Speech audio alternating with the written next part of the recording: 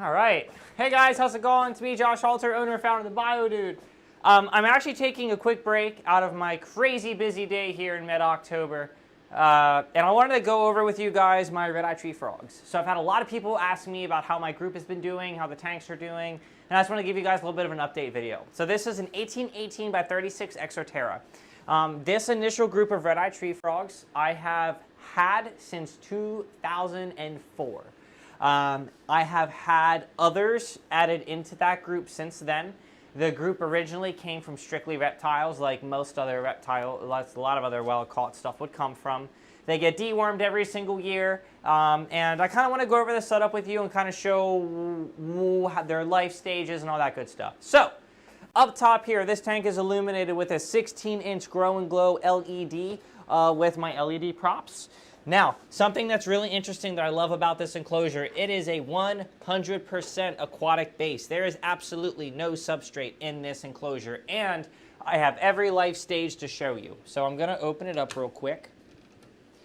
So for the plants, we have an emerald gem right here, which has some new growth coming out here onto the top. This is a relatively newer leaf. We have some pothos, various bromeliads. In the back here, as you can see, right here, we have a Whisper 20i filter. Now, I love these filters. We are able to remove it very easily, to change the filter pads very easily, and it keeps the water circulation exactly how I want it. We are doing water changes once a week, just to make sure everything's staying on an even keel. So just to show you guys for starters, now there was a clutch of eggs in here. And there is remnants of a clutch. So if you guys look right here, you can see that you can actually see some eggs that there was some eggs here, but most of them ended up hatching out. There is all life stages in this terrarium. So as you can see, there's about 7 inches of water. And if we come around over here, you can see some of the multiple levels. So you can see some tadpoles going here and here. A lot of them are gravitating towards the filter because that's where a lot of the food's being stirred up and things like this. As far as what the tadpoles are being fed, they are being fed, the crickets that fall down and sink, they pick on those for the protein. We also offer our tadpole grub every once in a while. Now, as far as the frogs are concerned, now as we all know, red eyes are nocturnal. Awesome species to keep though, regardless of that fact. So I kind of want to show you, first I want to show you one of my males. Now, it is argued that there should be different localities of red-eye tree frogs, and I'm in this agreement. The locality that I have here are the Costa Rica locale, meaning these guys, if you would go to Costa Rica, this is what they're going to look like. However, if you go, into a different part of Central America, into Panama or Nicaragua, your red eyes are going to be a little different. They're going to be a little different in the spect of their green isn't going to be as lime. They're going to have more of a bluish hue. You can also see the beautiful blue sides and orange feet. Now, this is a male, and as you can see, this is one of the male, that I have a large group of males in here. I also have a couple girls. Now, this is my oldest girl right here that I've had, I believe, again, since I think I said 2004. I don't know the exact year, but it's close. But this is one of the girls, and she's given me hundreds and hundreds and hundreds of eggs. I keep them in this setup year-round. And a lot of times, your red eyes will like to hide under, the different types of plants under the leaves. So I find them a lot of times under the emerald gem, as well as hiding out underneath behind the back. Usually when the lights go off, they're almost always out in full force and calling. Something I love about these guys is, they're relatively easy to keep. I'm using a solid screen top here, and we are misting this enclosure about twice a day for about 45 seconds a time in conjunction with the water changes. Humidity stays at around 45% at the top, which is right around what they need.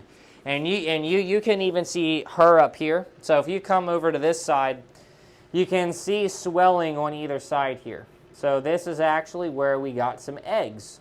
So honestly, guys, when the next time a rainstorm comes along, I expect to have more and more eggs here. Now, I'm sure you guys are asking, well, BioDude, what about, do you leave all the tadpoles in here? How large are the clutches, X, Y, and Z? So the clutches, and we've seen clutches in this enclosure that have about 120 eggs in them.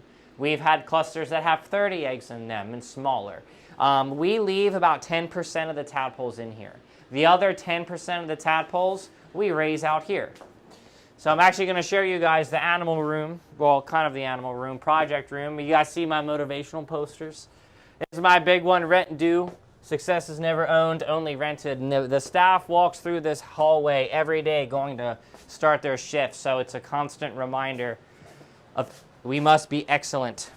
So let me first show you two different grow outs. So the first one right here, this is how we're raising the tadpoles. So we have a lot of tadpoles in both of these, and you can actually see a tadpole back here going into the back end of its life stage. You can see, oh, I just scared him. We have our back legs. So in about 2 days, we're gonna have our front legs. After they get their front legs, they end up coming out of the water, and we pull them from the cork. So these guys are being raised on Indian almond leaves and my tadpole grub, and then, when they're about ready to morph out, or when they do morph out, they are placed into this bin, which is where they are then raised on pinhead crickets. So we actually have a couple newborn babies in here. So we have this little one right here. So I'm actually going to wake his butt up. Yeah, come here, dude. I know. So interesting fact, you notice how our eyes are more of a bronze color. Now, these guys don't develop their color until they're about 30 days old. So the first week is tail absorption. After the first week from there, they start eating, every single day. They're very susceptible to bacterial infections and things like that, so a clean environment is extremely important. We keep spag moss in here, and I change out the spag moss every month. And we have a good amount of these guys in here. I mean, so you can see this little dude right here. And I'm not going to touch him's. So what's interesting, if you look at, I'm not trying to be weird, but if you look at him's bottom, you see how his back end looks a little bit differently? He just absorbed his tail yesterday. So that's why he still has that minor alien appearance. Whereas if you look at this guy right here, we actually still have a small portion of our tail. Check that out. So here we are finishing up our transformation from being an aquatic critter to a land-dwelling critter, which I find to be extraordinarily cool. Normally, I would keep these guys on terra flora with humidity spikes of around 70%, with a low humidity of around 40% intermittently throughout the day. 12 hours on, 12 hours off with broad-leaved plants. Now, we gotta be careful because sometimes they like to chill here. And so he still has probably another 2 weeks, and like I spoke too soon, another 2 weeks before he's gonna be ready for sale. And I'm actually gonna show you guys what some of the babies look like. So the dude that was here in the top, he's maybe 2 weeks old, maybe. So follow me. So we actually have our red eyes available for sale down here. So these guys are being raised the same way like I just shared with y'all. And I kind of want to see you guys. So the ones that I just showed you, they were a couple centimeters smaller than these. So we don't let them go until they're at least the size of a quarter. So, and I also want you to see the difference in color. So you can look at the eyes. So the eyes still have a very minor bronze to them, but their eyes are much more red.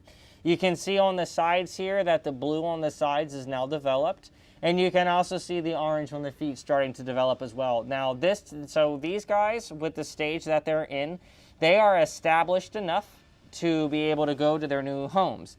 So new keepers need to keep an eye on a couple things. Number one, if you look at the frog and you look at the space in between their eyes, you cannot give them a soft-bodied insect bigger than the space in between their eyes. Crickets, for example, if fed too large of one and they eat it, the spurs on their legs can actually cause esophageal tears. And my first attempt at rearing these froglets, back in 2006, 07, I don't even know. I lost almost 30 of them because the crickets that I got were slightly too large and they all got those terrible tears. And I learned real quick that you need to make sure that you don't overdo it with them. These guys, since we do not provide UVB, I recommend giving them the Repashy Calcium Plus, as well as supplementing with the Calcium Plus right here. And then I also like to make sure that every once in a while, maybe once a month, I'll give them a little bit of vitamin A, just to make sure everything is balancing out appropriately. But we almost always have captive bred red eyes here. Again, I've had this group for years, so it's really great to see them consistently breeding and things like that. But it took a lot of work to get them to that point. So I just wanted to show you guys all the different life stages. So I want to go back to the thing one more time. So, you know, overall, there isn't much maintenance to them. It's just making sure that, you know, you don't keep them too wet. And you make sure to give them lots of areas to develop different territories. Because what's really interesting is the males will commonly go to the branches here, the leaves, and they'll call and they'll shake the leaf. And that's a territorial thing that they like to do.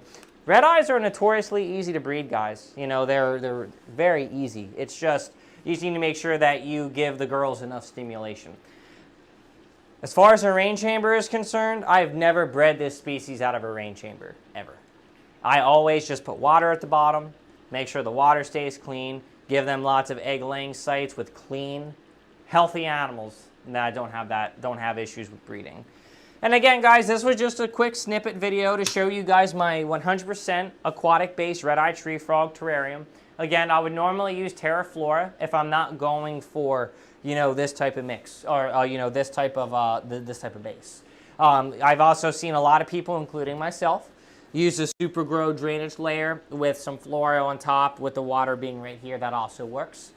I really appreciate everyone's support. Again, my name is Josh Halter, owner and founder of the BioDude. Visit my website, biodude.com. Follow me on Instagram, Facebook, YouTube, all that good stuff.